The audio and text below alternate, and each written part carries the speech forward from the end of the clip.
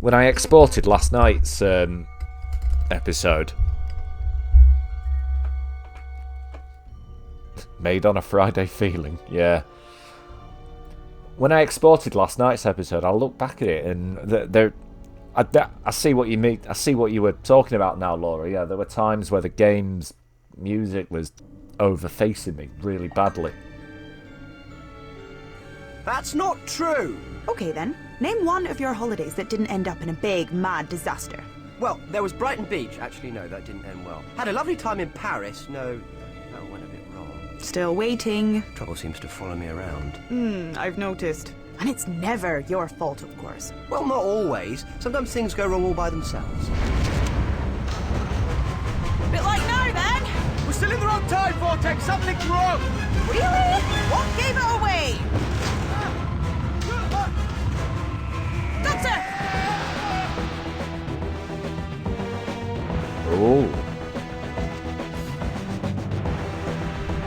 That bloody Doctor, eh? He's always falling out of his TARDIS.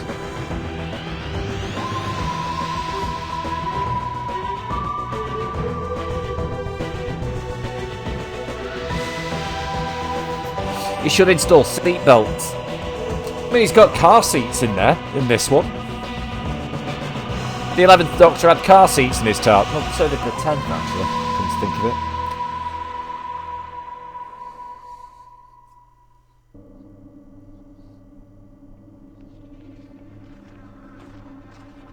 Oh, that's just obscene. I can't hear you! Speak up! Oh, you can't breathe. Okay, what do I do? How do I fix it? Quick! Oh, great. We're both terrible at charades. Okay, 2 words. Don't remember First that word. being canon. Hurry up! Sounds like you. The Doctor. Hearts. 2 hearts. Monkey, gorilla, King Kong, Tarzan, ribs, chest. Chest! Sounds like chest. Guest. Best. Press? Press doesn't rhyme with chest. Second word. I don't know, Sounds Kev. I don't know. Face, hair, head, head. Sounds like head. Bed. Dead? Red? Red. Press red. Okay. Which one? There are loads of red things on here. How's Mrs. All Kev of the red anyway? things? Okay then. Alright, so I've got to press something red. And Amy just stands there tapping her head for a bit.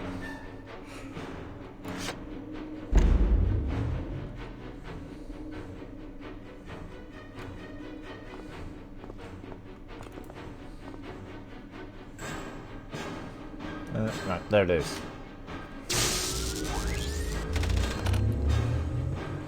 Always at the... Yeah.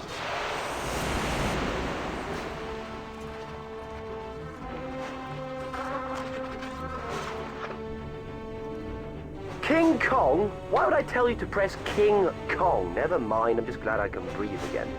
The TARDIS reset has automatically extended the air shell. Right, so, here's the thing. We're caught in a riptide in the fabric of space-time. We're stuck in one of the pockets, and we don't have long until the TARDIS gets dragged to the next one. You'll have to find something you can use as a tractor beam and attach it to the console. You should find what you need in the drawing room. Hurry, before the TARDIS gets dragged away. I'll be trapped here with no way back. And how exactly am I supposed to find the drawing room? I've never been there before. Right, it's very simple. Take the corridor for about half a mile, turn left, then right again, and then it's your third next right. Go past the weird swirly thing, left, then your other left through the sunroom. Careful not to trip over the sun lounger, then you'll see a green door. Don't go in there. Go right, follow the wall until it gets a bit slimy, then take the lift to the 3rd floor. Drawing room straight ahead. You can't miss it. Easy peasy. And now, everyone that's get that? my private study, so don't mess about with anything. And nobody sits in my chair but me. Good luck. What are you waiting for? You need to get upstairs to the drawing room. Alright, alright. Well, first things first. Right, we found a card. The first Doctor travelled with his granddaughter Susan. He was the first Doctor to encounter the Daleks. Well, some might say it's all his fault then.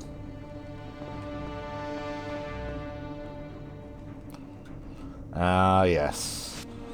Oh, and we've got licorice jelly bean, jelly baby. Ah, yes. I'm certainly not going to miss these weird floaty controls.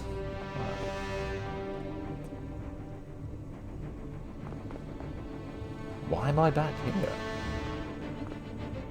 That'll be the time, Riptide. Messing around with the internal structure of the TARDIS. You can fix it by lining the levers on the mechanical board, make them all point upwards, and be quick. These blue things are chronomites, four-dimensional creatures that live in the void. Mostly harmless, but blimey O'Reilly, they're itchy. Mostly harmless, are they? Right.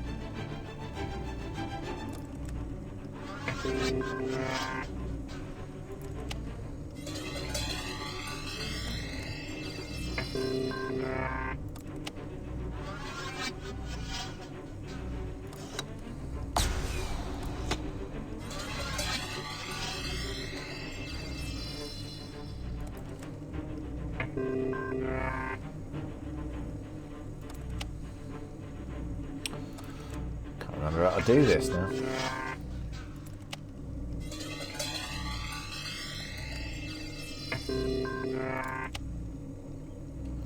Right, hang on.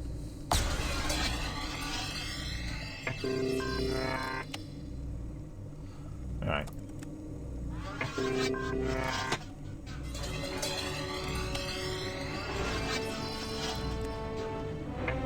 I'm sure there's another control I'm missing here.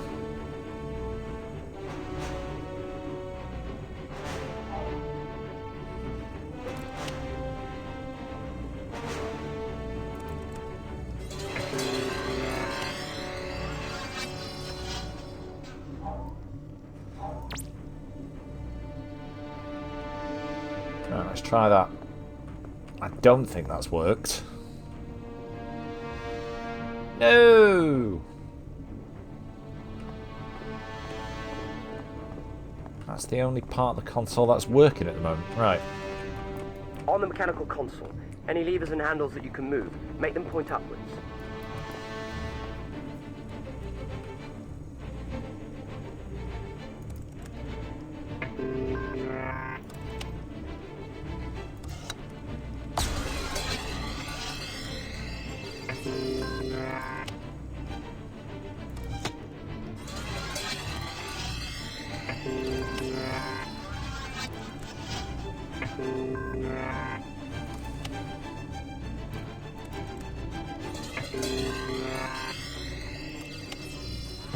There we go. That was another puzzle I've just stumbled into the answer for. I don't exactly know how that worked, but it did.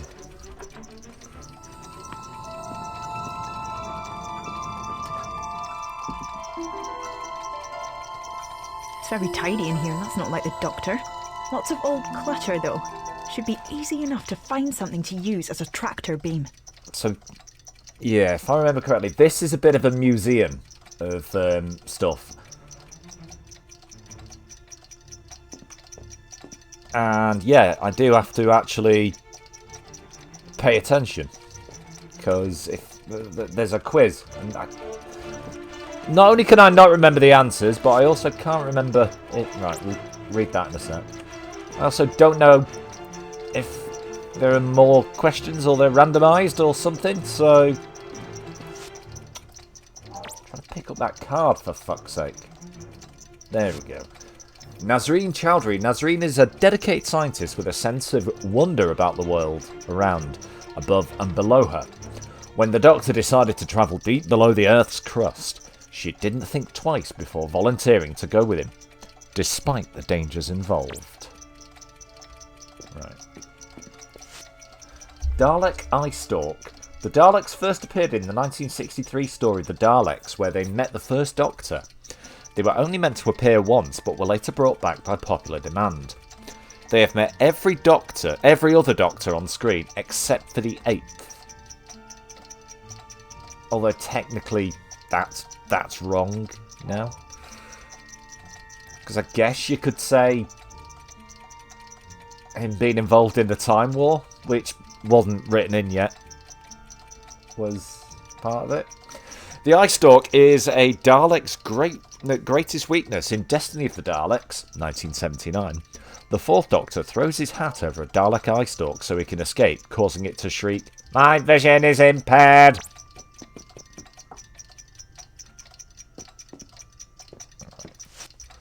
Chronon Blocker. When the Daleks destroyed the human race in 1960... Yep, this was episode 1. In 1963, Amy became an anomaly. She should never have been born. As the timeline repaired itself, she began fading away.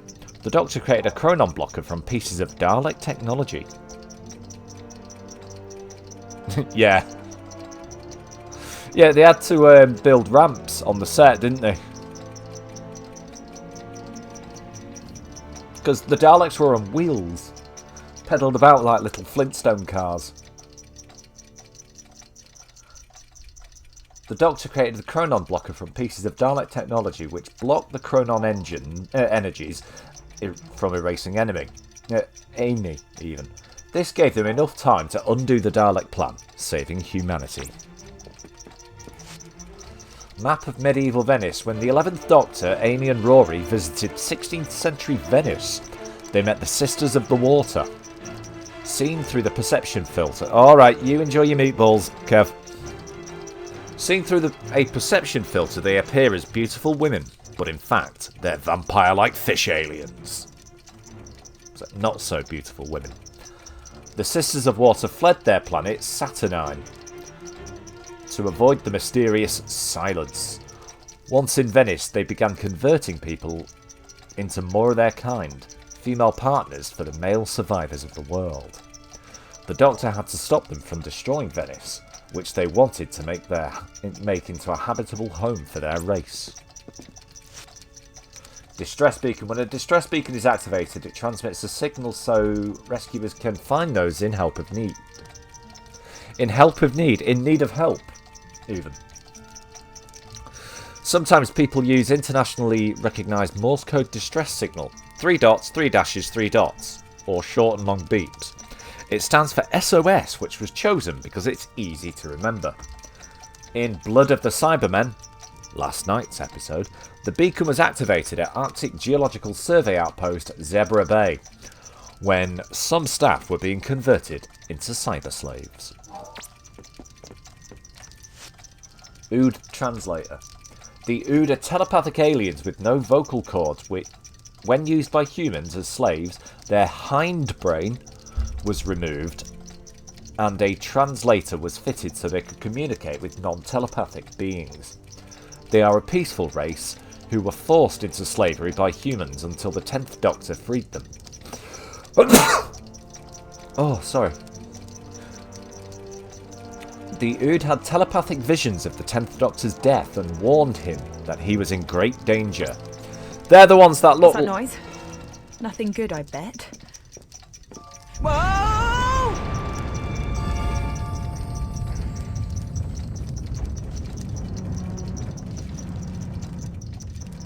There we go. The Ood are the ones that look like they're eating spaghetti, basically. Oh, Captain Jack Harkness, the dashing intergalactic rogue and indestructible man of action. It's Captain Scarlet, yeah. Cyberman chess piece. Cybermen first appeared in the 10th planet, although at the South Pole rather than the North Pole of Episode 2 of the Adventure Games. The 10th planet was the first Doctor's last episode, and the first time a regeneration was seen on screen. The Cybermen have encountered every Doctor on screen except for the 8th and the 9th, but the Doctor has more adventures than we get to see, so they may have met those Doctors too. Yeah, the 8th Doctor has encountered the Cybermen in, well, probably the comics, for definite. I've not read that many of them. But certainly in the Big Finish audios. I think Sword of Orion was the first one.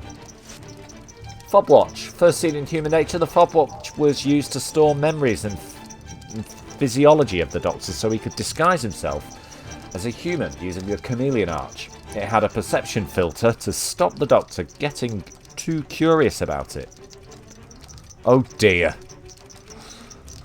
Well, that was silly of you, Kev. Oh, hang on a sec, I've got to blow my nose.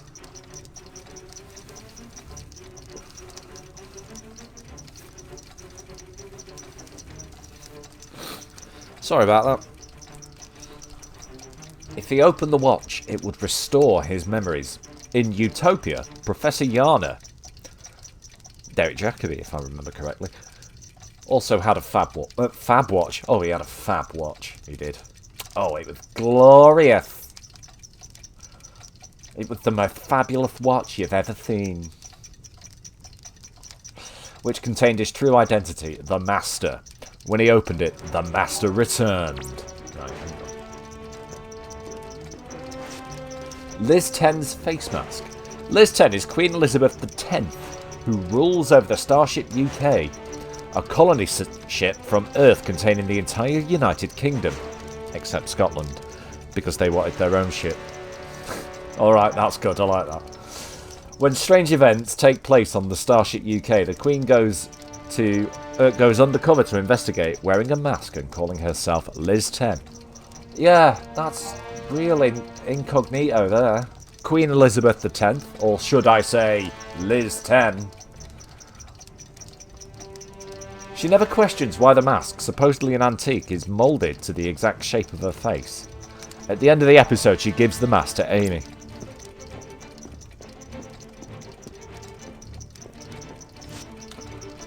Time Lord staff. In the End of Time, parts 1 and 2, the Time Lords were seen crying. Yeah. The Time Lords were seen crying, proper blubbing their eyes out, they were. The Time Lord called Rassilon, who was played by Timothy Dalton, helped to develop the time travel technology used in the TARDIS. He was the Lord President during the Time War, and his attempts to save the Time Lords would have destroyed the universe. The 10th Doctor sealed the Time Lords and Gallifrey in a time lock to prevent them from carrying out their plan. With a little help from the Master.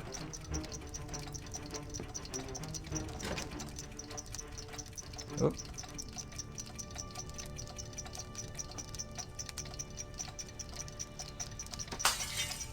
Well, if there wasn't so much junk everywhere, that wouldn't have happened. Oh, you clumsy bitch.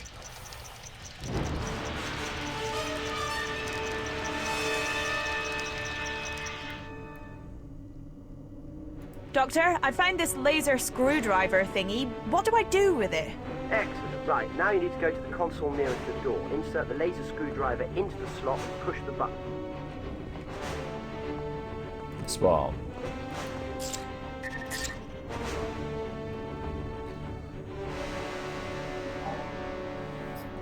Right, wires must be positioned to connect two terminals of the same colour. Wires cannot cross. Move the mouse pointer over a coloured terminal and the pointer will turn to a small hand. Press and hold the left mouse button to... It's another one of these!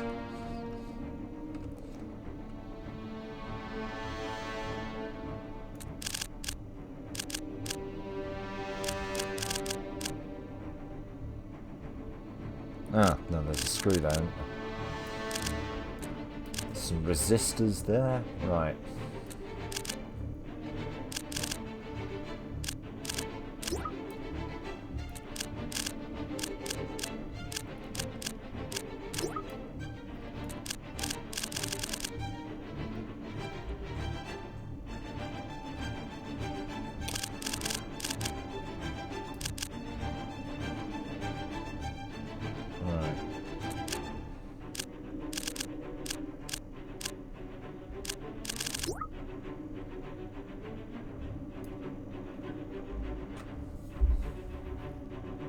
No, that's not right.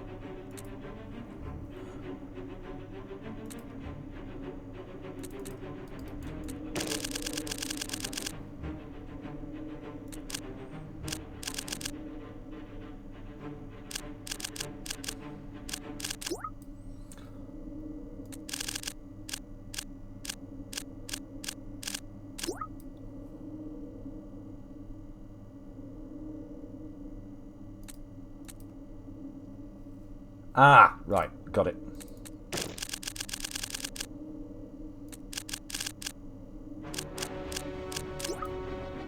This one goes round the outside.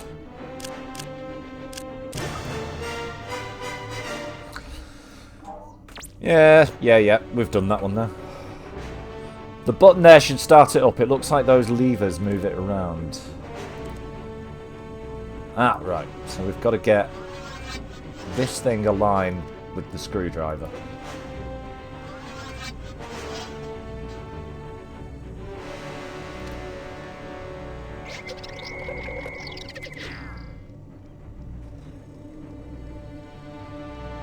What the controls are there?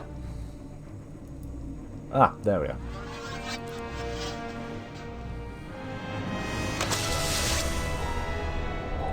Oh, that's a relief. Did I mention just how itchy those things are? Did that pull him in by his Right. cock? By the way, you really need to tidy that drawing room, and I owe you a new thingy of aftershave. Aftershave, I don't have any.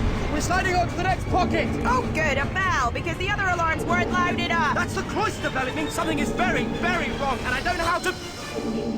fix it. That's weird. Doctor? Where's he gone now? Oh, great. Would anything else like to go wrong? Anything at all?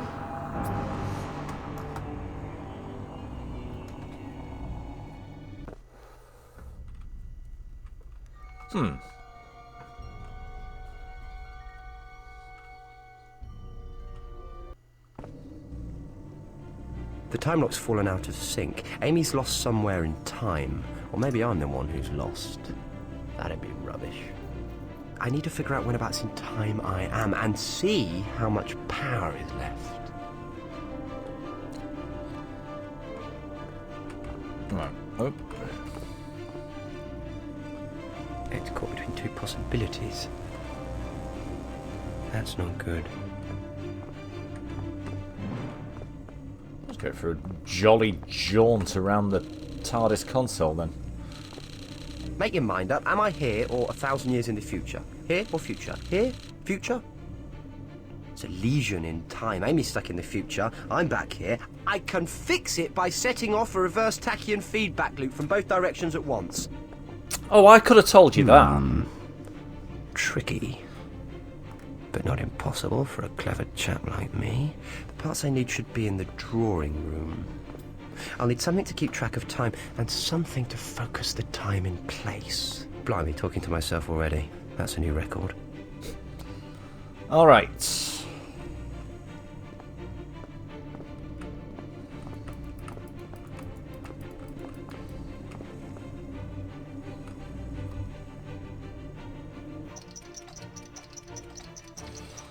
Alright, what else was in here then? Gramophone. In the TV movie, the 8th Doctor listens to music on an old-fashioned gramophone record player. Many audiophiles believe that sound from vinyl records is superior to that of CDs. Digital recordings do not capture the entire sound wave, but can be of extremely high quality. However, records can be less reliable and suffer from excess noise and scratches.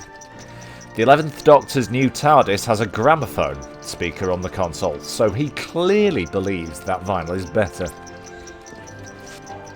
4th Doctor's scarf. Part of the 4th Doctor's outfit was an extremely long multicoloured scarf. The scarf changed design several times, and in his final year it was replaced with a burgundy version. It varied in length and sometimes was over 20 feet long. According to the 4th Doctor, the scarf was knitted for him by Madame Nostradamus, a witty little knitter. If that's true, then it might explain why Nostradamus himself claimed to know so much about the future, and was frequently proven as wrong as he was right. Cricket ball. The 5th Doctor always carried a cricket ball in his pocket because of his love for cricket. This inspired his outfit. In 4 to Doomsday, he used the cricket ball to save his life. When floating in space, he threw the ball and the inertia propelled him back into the TARDIS. In Human Nature, while disguised as a human called John Smith, the 10th Doctor used a cricket ball to save a mother and baby from a falling piano. Don't remember that. Sonic Blaster. The sonic blaster can disintegrate and reintegrate its targets and fires a strange square-shaped pulse. It was made in the weapons factories of Villengard, as mentioned in the Doctor Dances. The factory that produced the blasters was destroyed, and the Ninth Doctor hints that he was responsible, saying that there's now a nice banana grove in its place. In Silence of the Library, River Song has the same weapon, which suggests she has taken it from the TARDIS in the future.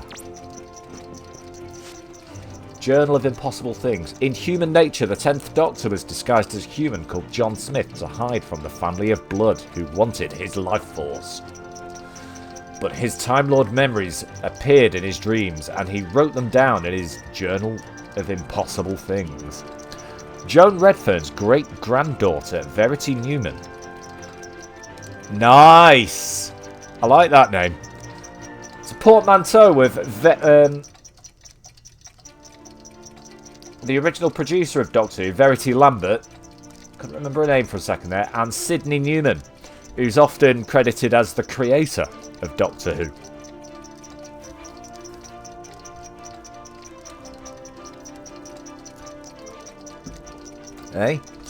Published a Journal of Impossible Things based on Joan's diaries. Before regenerating, the 10th Doctor visited her and bought a copy of her book.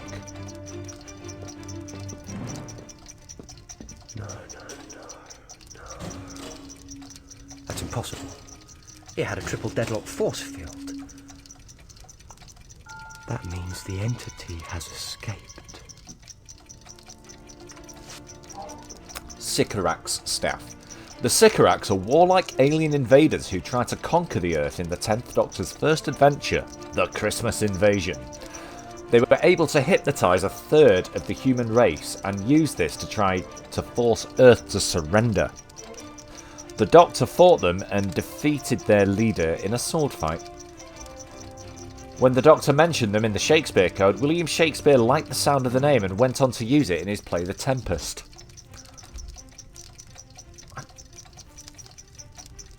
I don't remember there being a character with a similar name in The Tempest. Then again, I never really paid much attention to Shakespeare when I was studying stuff like that. Be it English literature, acting, or script writing.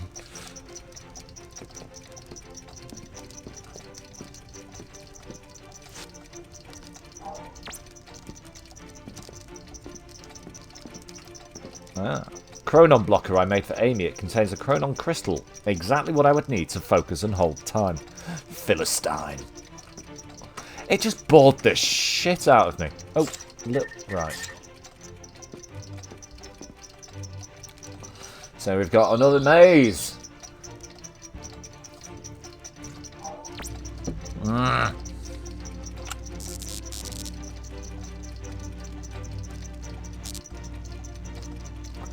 Awful lot of repeating in these adventure games. Repeating of the same puzzles and that.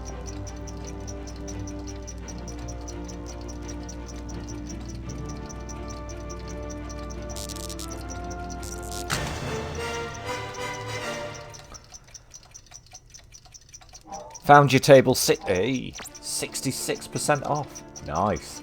Alright, back to the control room. Wait a sec, I think there was one last thing to look at in here.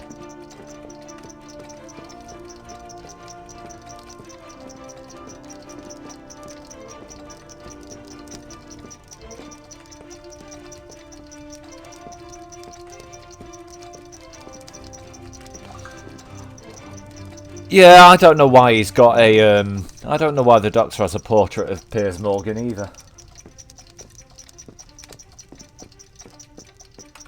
Oh, that was it. Yeah. Time. Time itself. Time is how we understand and measure the length and flow of events. Imagine a river flowing constantly. If you drop something in the river, it will affect everything in its path after that point. Similarly, if you change something in the past, it will affect the present and the future. But some events are fixed and cannot be changed. Only a Time Lord knows which ones.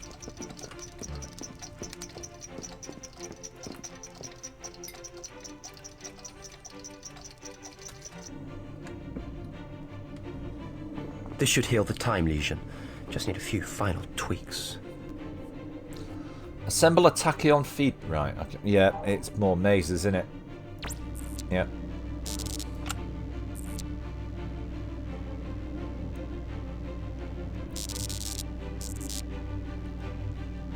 Can't touch the sides. Just as I say that.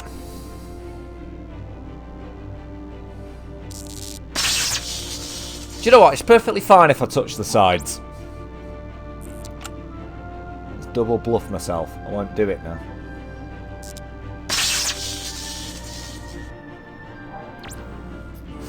Alright, I underestimated my own incompetence.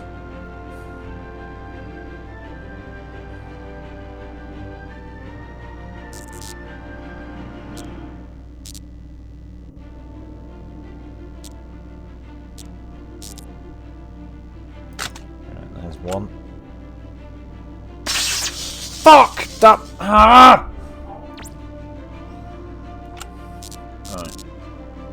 They don't have to be in specific ones, luckily.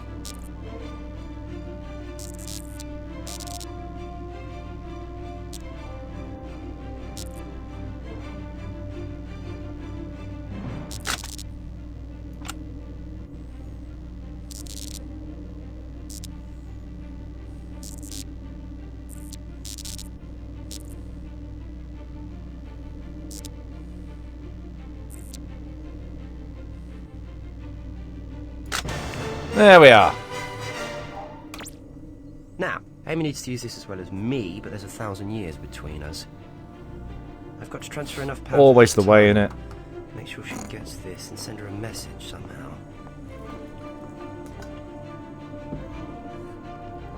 Send the tachyon feedback loop to Amy.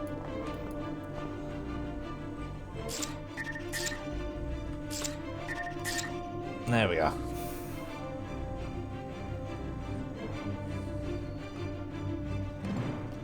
Got the time loop in the dispenser. Now to boost the power so I can send it to Amy. That's not going to work. I need to find an oscillator device. Let's go back in the drawing room.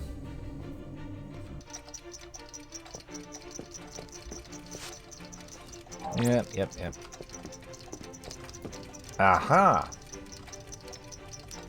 I knew there was something. I knew there was something to do with that.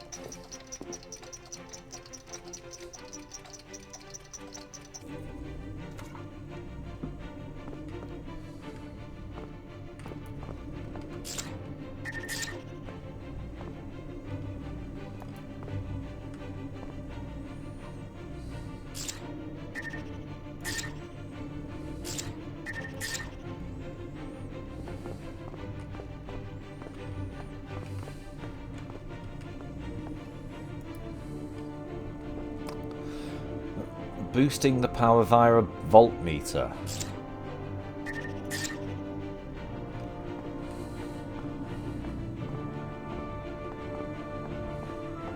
Ooh, hang on. Just spotted another one of them cards hidden in the round thing. The Master. Okay. A Time Lord like the Doctor. But not like the Doctor. He was born on Gallifrey and was the Doctor's childhood friend, but his ultimate goal is to rule the universe, and, if he can, hurt the Doctor as much as possible in the process.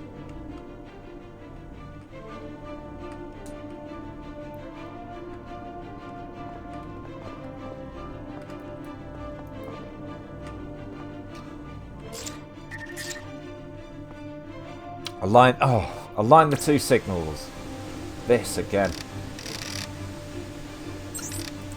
This puzzle would be quite fun if it wasn't so fiddly to control.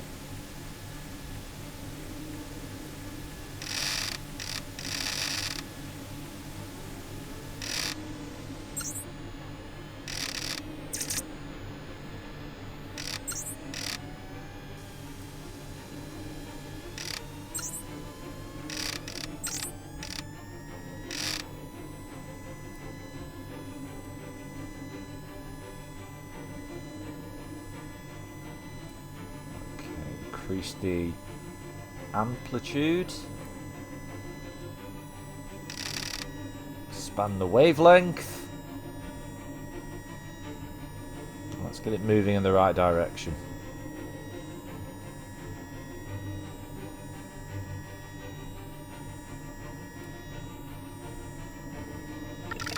There we go.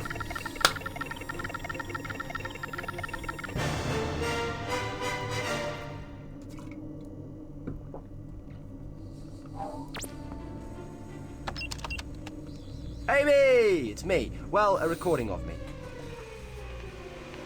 Hello? Doctor, is that you?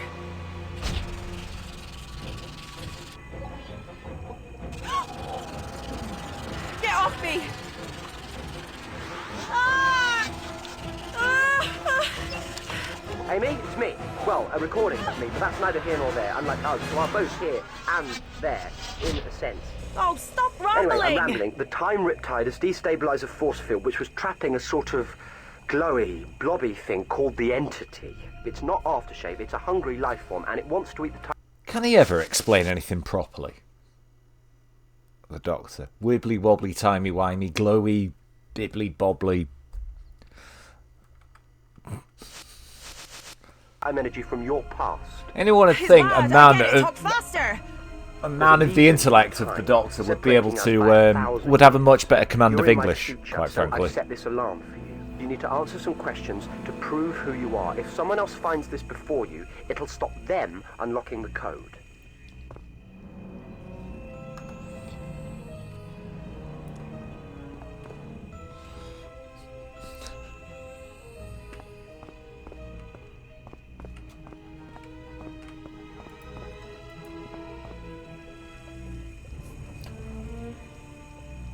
Which Doctor wore a scarf? The fourth. In Vampires of Venice, what did the aliens look like? They were fish. So it's wibbly wobbly, yeah. Who tried to conquer the Earth in the Christmas invasion? The Sycorax. So I told you, all of the information was in the drawing room. Which Doctor had their final appearance in the 10th planet? The first Doctor.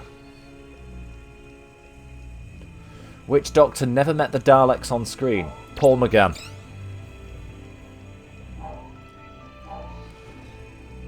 What special ability do the Ood have? It's telepathy. In Human Nature, what name did the Doctor use? It's the name he always uses. John Smith. What weapon does River Song have in Silence in the Library? By the way, for the remainder of this stream, just keep Silence in the Library in mind. Well, I mean, the title of the next episode will give it away, but yeah, it was a sonic blaster. What did Queen Elizabeth X call herself? Liz 10.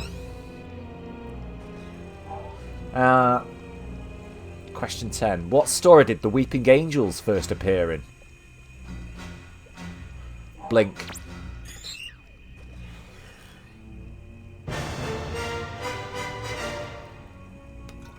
Excellent, you're hearing me say Yeah, I'm this. So you sure. must have answered the I'm question sure correctly. a lot of And if those you were didn't, in which different case you questions to can't, the and ones I'm I got talking the other myself. day. Again, When it I- needs to be I gave activated this at a both look. ends of the time lesion. Just press the button and it'll sync up with the one in my time.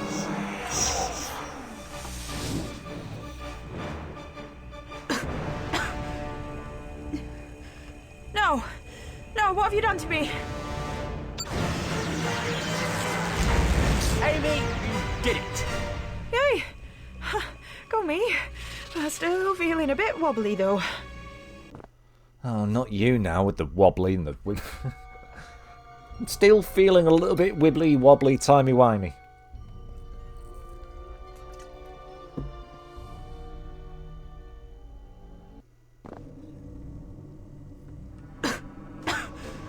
Stop! Ooh, that never works. Fix now, applause later. Now, I know you understand me. Speak. The TARDIS translation circuits will allow us to hear you. Well, yeah, probably, Kev. You will perish. Release Amy right now, or I'll lock you up again while you're busy finishing her off. No. Make your own jokes there, lads. Prisoner before. I had to. If you kept eating, there'd be nothing left. It'd get very boring. Now, let her go. But I must feed on both of you. You don't need to do that. I must feed. Yeah, you said. Blimey, see why I kept it locked up? I found a place you can feed safely. An all-you-can-eat buffet. Where is this place? Well, let Amy go, give her back her time, and I'll tell you. Your choice. Feed forever, or keep Amy and starve in here. You have so much time. I will feast on you instead. No.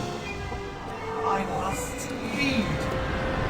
Stop hurting my friend now. Give her back her time, or I'll never let you eat again.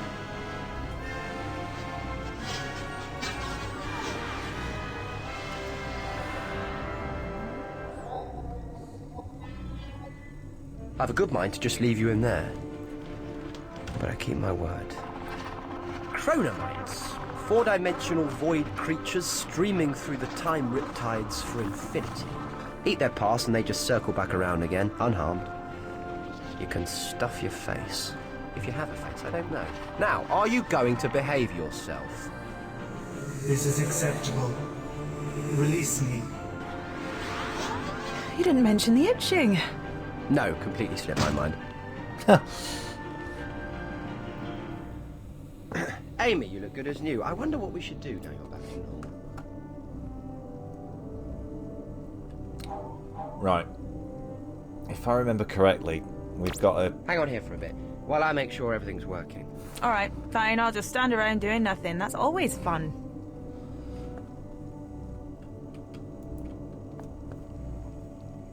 If I remember correctly, we've got to learn how to do the TARDIS now. Right.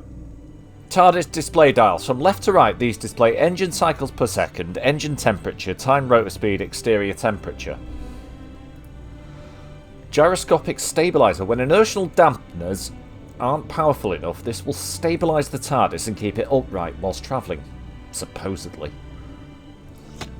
Door release lever. Locks and unlocks the doors. I'm always forgetting and walking into them. Door locking mechanism.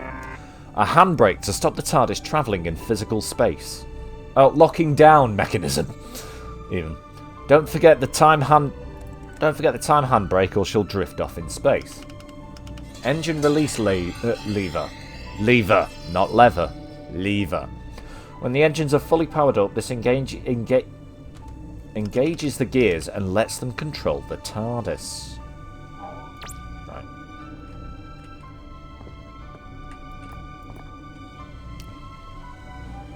Helm.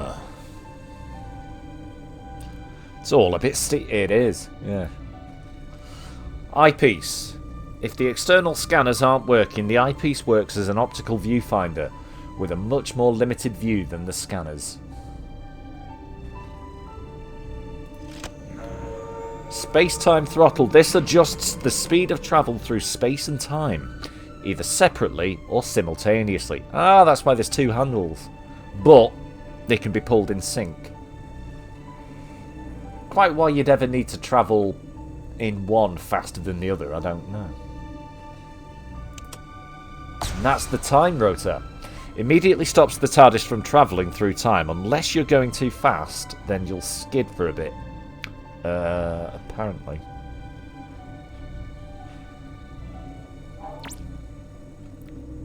Alright.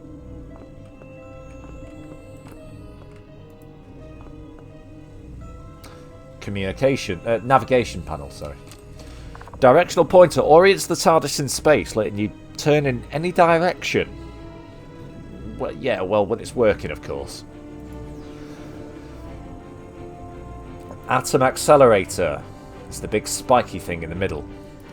This provides the energy for travelling through time and space. It's supposed to be powered up before using the space-time throttle.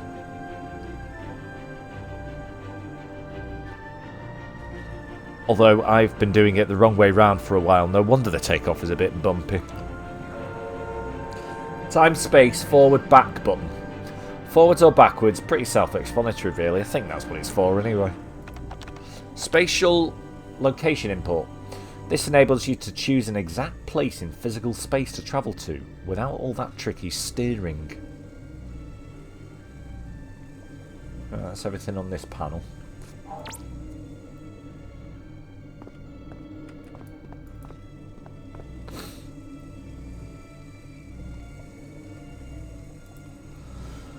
The engines generate a lot of heat when in use and require a sophisticated cooling system to stop them overheating. Inertial dampeners. These compensate for the speed of travel and stop us getting thrown around. In theory, anyway. Let's get them fixed. Microphone and water dispenser. It's always good to have the two combined, isn't it? The microphone is for the voice recorder and broadcasts messages. The water dispenser is for diluting samples for testing.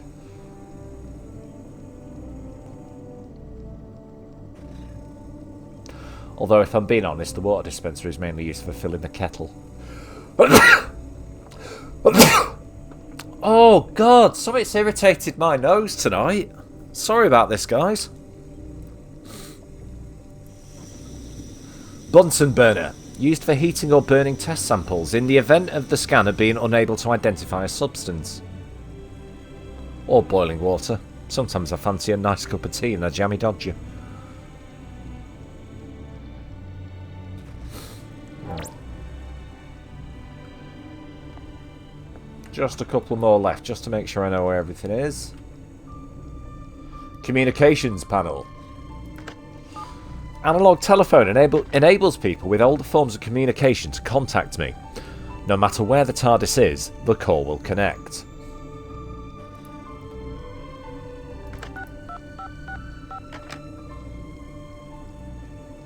Okay.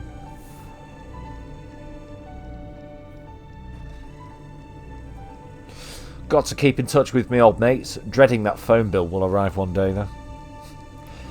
Voice recorder, a device for recording audio messages, usually to myself so I don't forget things. I'm almost as absent-minded as Albert Einstein. He'd forget it head if it wasn't firmly attached. But that's another story. Digital comm, a device for communicating with other spacecraft or anything with a digital transceiver. No extra info on that. Scanner stroke typewriter. This examines and analyses any substance in the vicinity. It's also a very good typewriter when it's got a fresh ribbon. I love typewriters, to be fair.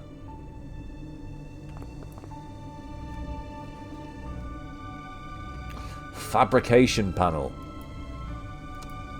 There's a gear stick there. Or, if you like, Heisenberg focusing device. You can observe that a subatomic particle's position and state, but never both at once. This device compensates for that. What else did it say? Good old Werner Heisenberg. I renamed this after him when he helped me fix it. Lovely bloke. Hated nuclear weapons. Surprisingly good singer.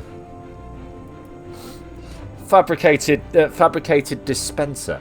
The TARDIS can create devices of its own, like a new sonic screwdriver. It takes a lot of time and energy, though. No, nothing else there. Materialise, dematerialise function. This engages the engines and makes the TARDIS appear and disappear. Leave the handbrake on and it makes a lovely sound.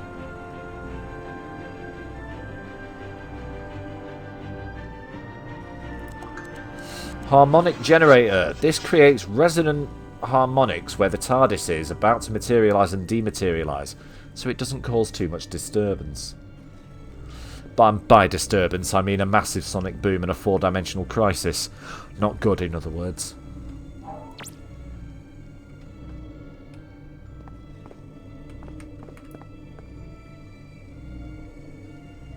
Yeah, we've looked at this, haven't we? Right.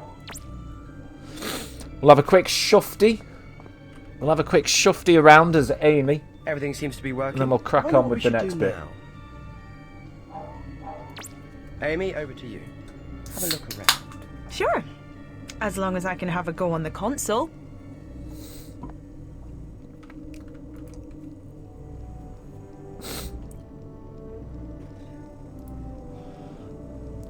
This one only seems to move when we're moving through time. Must be a time speedometer or something like that. I saw the Doctor make a new sonic screwdriver out of this. I'm going to call it the makey-uppy thing. Another control the Doctor seems to mess around with at random. I don't think he actually knows how to fly this thing. I definitely know this. It's the one that makes the TARDIS appear and disappear. It's the last thing the Doctor uses before we start moving. This must be important. The Doctor always uses it before the appeary disappeary thing. Everything goes a bit wobbly after that.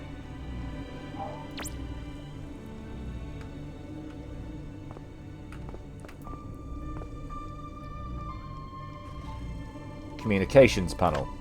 It's a telephone. Just an ordinary telephone. Well, not that ordinary. We got a call from Winston Churchill once. Yes, that Winston Churchill. Communications. We've had people contact us through this before. Looks like the world's oldest dictaphone. This can't just be a typewriter. I've seen the Doctor scanning stuff with it before. Looks like it needs a new ribbon too. Oh! Sounds like some sort of radio thingy. You know, for such a new TARDIS.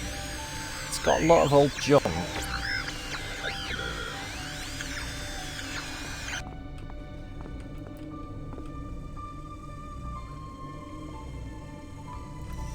A Bunsen burner, just like in chemistry at school.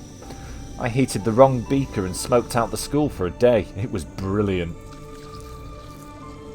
I don't know what this is for, but I've seen the Doctor fill a kettle from it. Surely it can't be just for that. I've seen the Doctor use these to stop things shaking around so much, but I don't think they're working too well.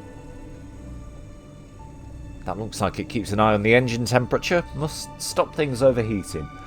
I think we're good to go now.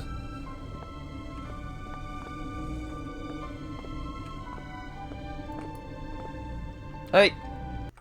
Oh, wrong button.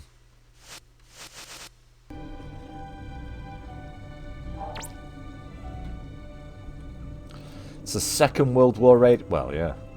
Back to you, Doctor. And don't worry, I didn't break anything. Hey, enjoy your meatballs, dude. Right, time to move on. Try not to make it so bumpy this time, if you can. She's a bit temperamental sometimes, the TARDIS, but then again, so am I. Okay, time to go. I'll have to be quick. We've got 60 seconds to get the TARDIS going, or I'll have to start again. Quick, lock the doors. Right, which one was the doors?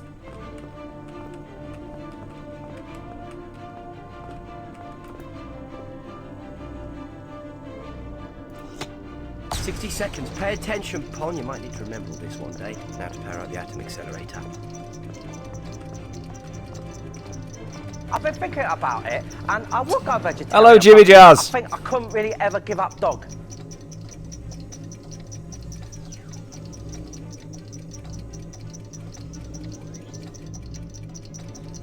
Nearly got it. Pull the dematerialise lever.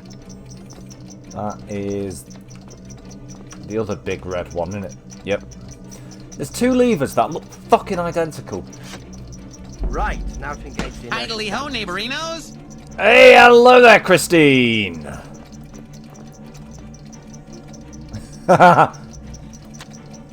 And we're off at last. Pull space and time throttle to adjust the speed. Which is the space-time throttle again? Ah, yeah. That thing there, that looks like it belongs on a ship. Well, a like seafaring ship. Now, where were we? Oh yes, sightseeing, somewhere nice. And no trouble this time? Where's the Hello, place? Christine. Hang Thank on. you for the I 100 know just the bits. place. You'll love it. It's very quiet, peaceful, and perfectly safe.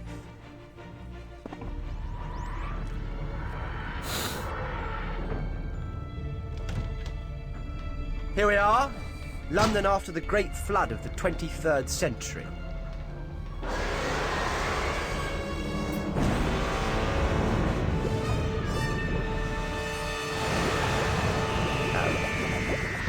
Oh, cliffhanger.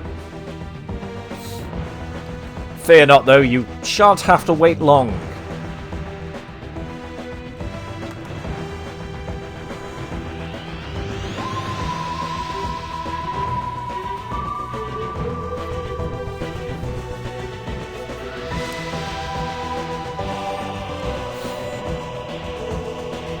Oh.